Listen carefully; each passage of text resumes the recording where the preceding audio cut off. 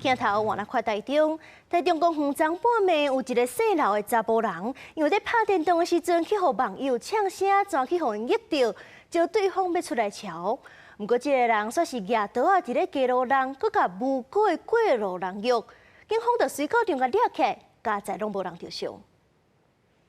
一名男子举刀指着民众掠过路，看到的人纷纷闪避。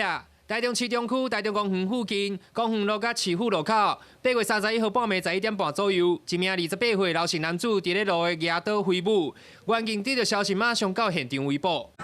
那这就乱砍人了，所以后来警方来了。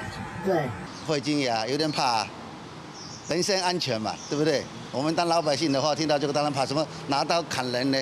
那我们这里都不安全，怎么办？把人家叫扑掉嘞。就上袂完咯，以后被扑了，咱人家贼出去扑来咧。